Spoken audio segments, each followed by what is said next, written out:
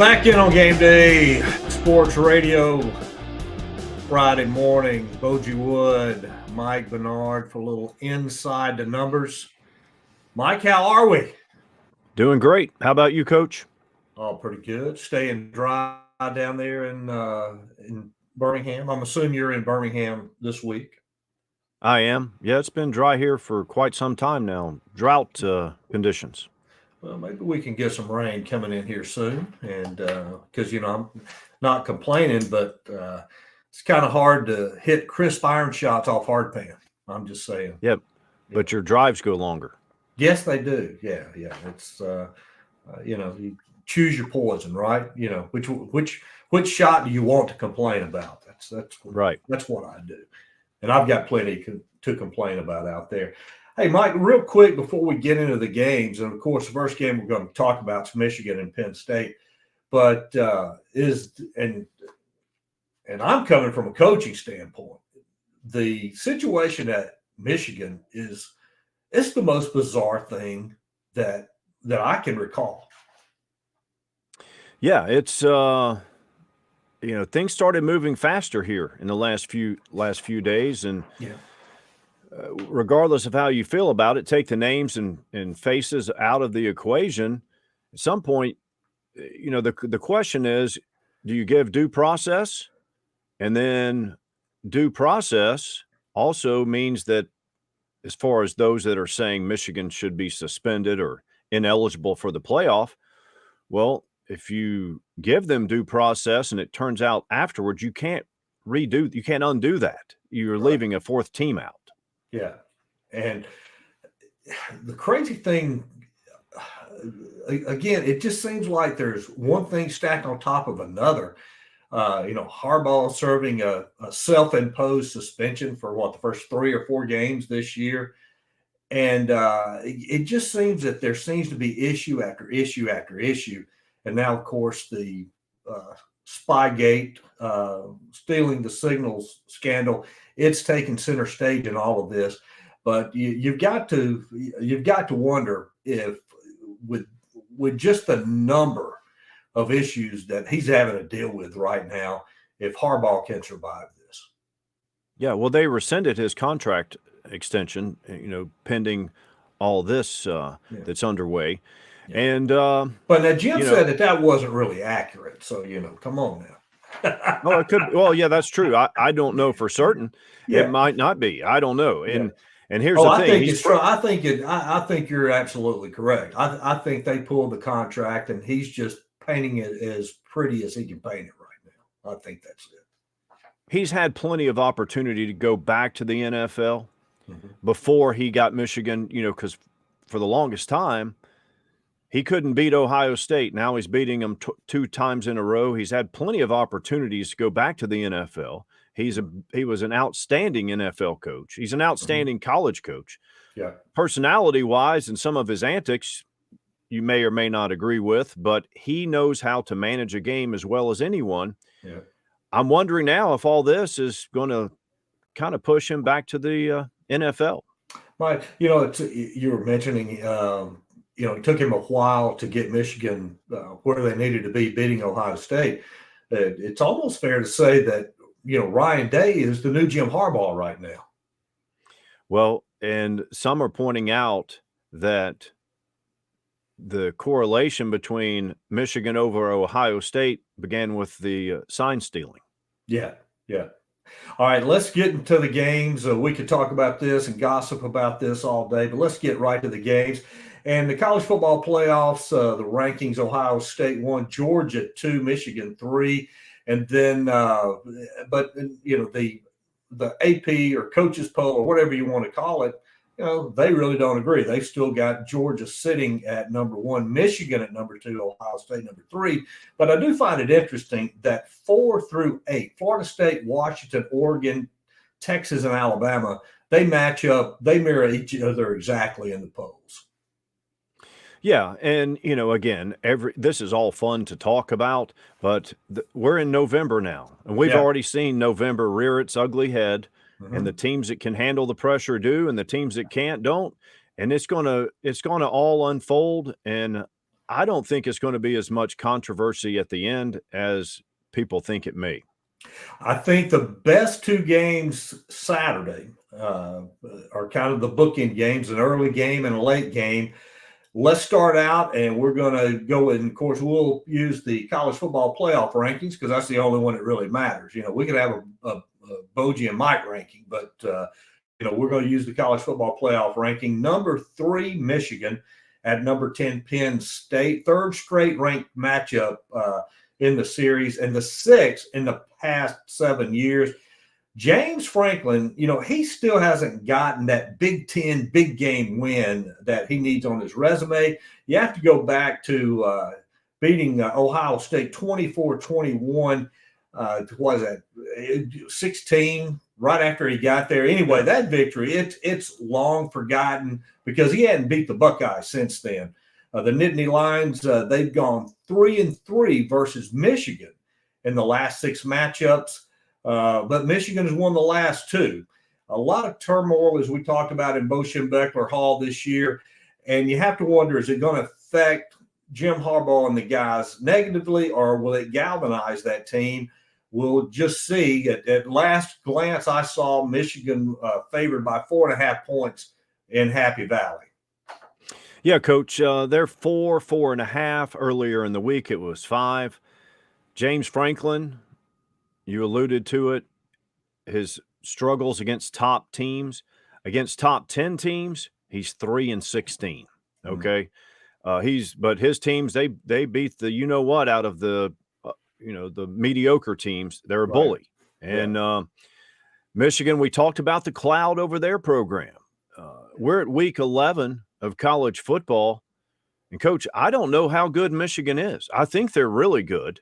Yeah. But because of who they played, I really don't know. So, I think we're going to certainly know after this game, a very tough road test. Penn State's they're not down and out, mentally and physically. So they're healthy. So we'll know after this game, but I just don't have a strong conviction on it.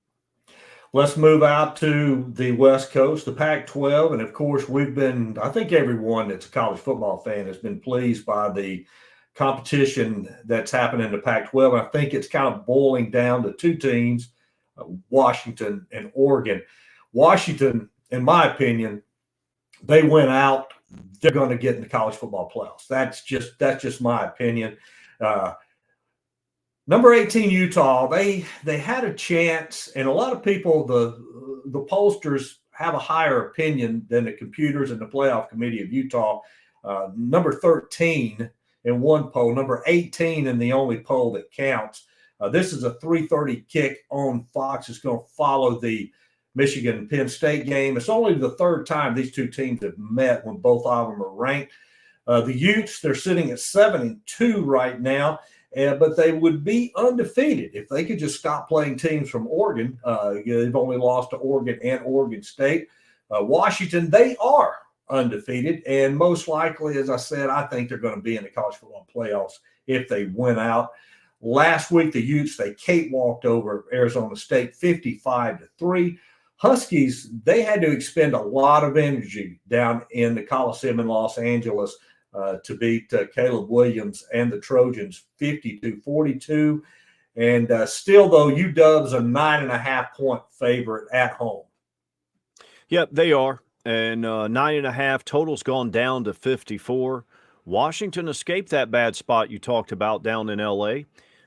They actually face a defense this week, because USC's defense is horrendous. Since coming to the Pac-12, Utah, they've played in 4 of the last 5 Pac-12 title games. They've won it each of the last 2 years. And here's a classic spot for Whittingham and Utah to derail the Pac-12 again, because when they won those Pac-12 title games, they didn't get themselves into the playoff, but they kept other teams out. Yeah. And I think this is a spot, even though they're a big underdog. Now that, look, I'm so glad we're not having to hear about Cam Rising questionable. He was never going to play. They've put that to bed. Yeah. So I think that might even help Utah, just to where there's no more games like, hey, we've got our 3rd and 4th string quarterback and we're going to go play, and their defense can win games. Yeah.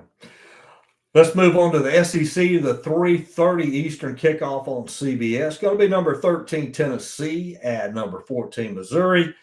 First time in 12 meetings that these two teams are ranked. Vols hold a 6-5 edge in the series, which really kind of surprised me.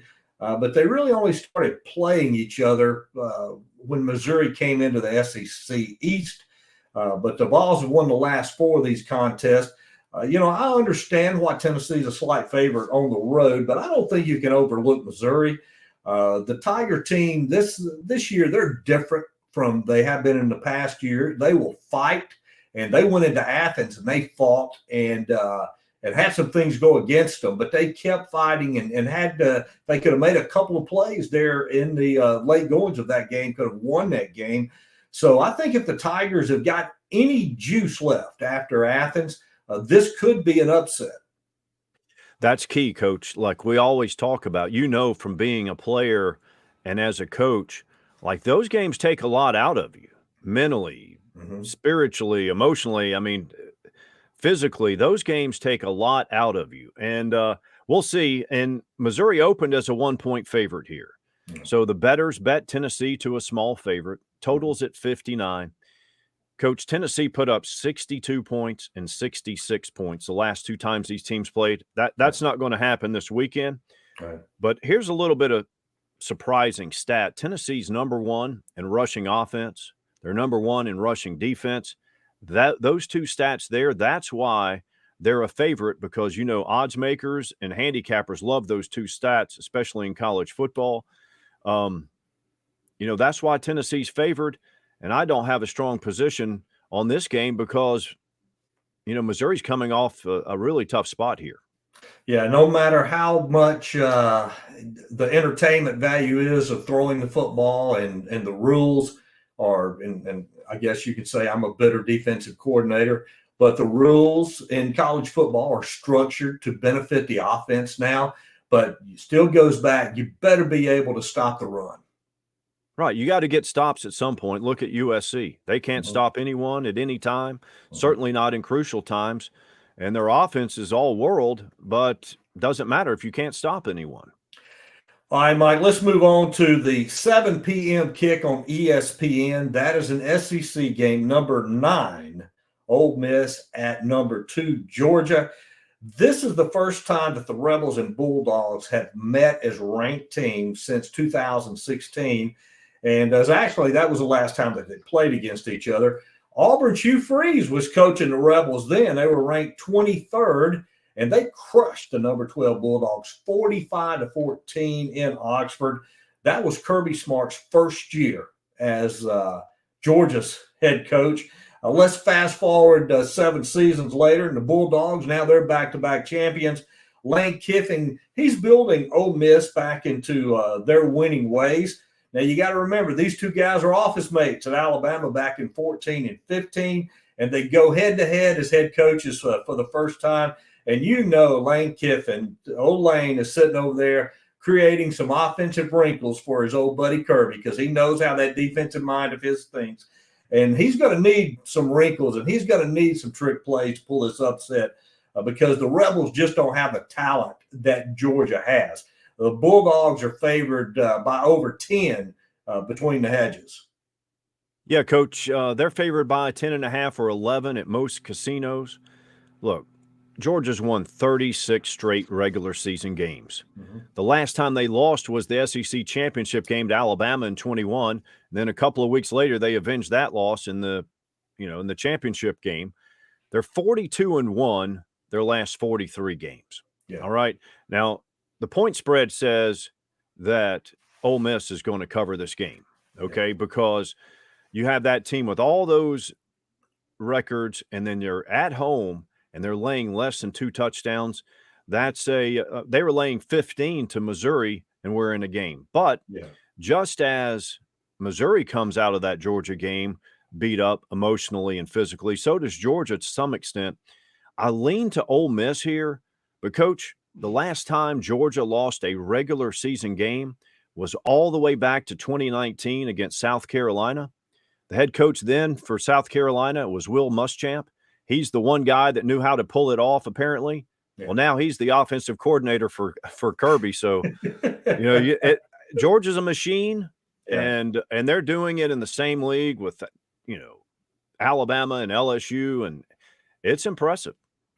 All right, Mike, of course, those are our featured games. Is there any other games that you looked at this week and thought, man, this is one we need to take a look at? One game that interests me is it's a ACC game.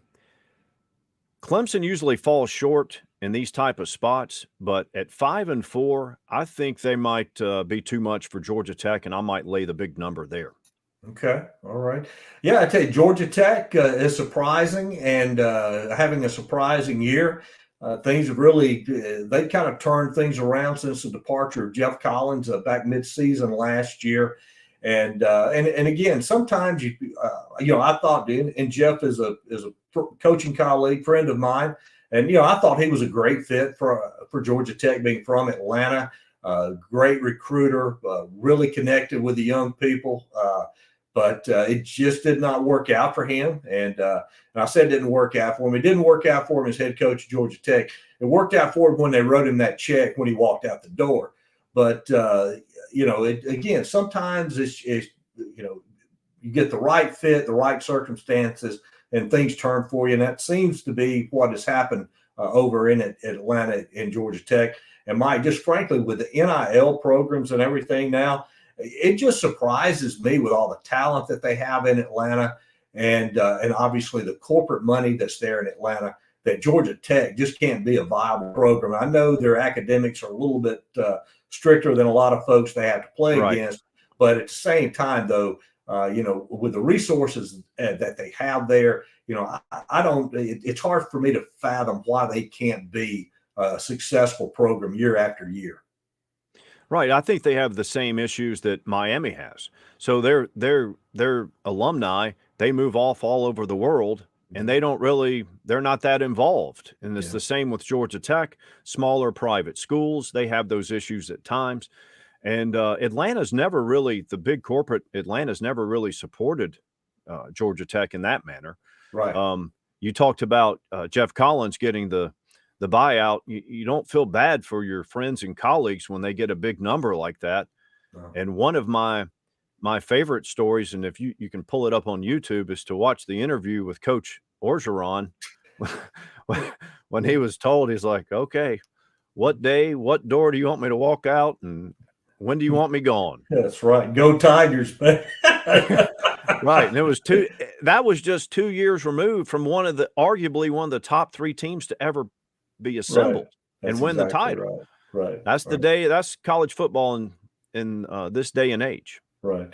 Well, Mike, you have a great weekend, and we'll talk again on Monday morning. Review some of these games, and of course look to see what is happening in the NFL on Sunday. I'll tell you, Mike, I've really enjoyed watching NFL this year.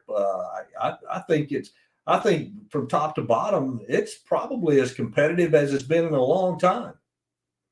Yeah, they have a couple of teams that are doormats, the Giants being one. They're rated last in the league, but they have a lot of injuries, and, they can't really compete. But other than that, you're seeing big underdogs win the game or at least be competitive.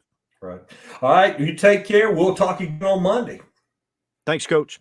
Thank you, Mike Bedard from OTM Sports out in Las Vegas, and he's in Birmingham this week and visiting with us. We'll be right back on Game Day Sports Radio.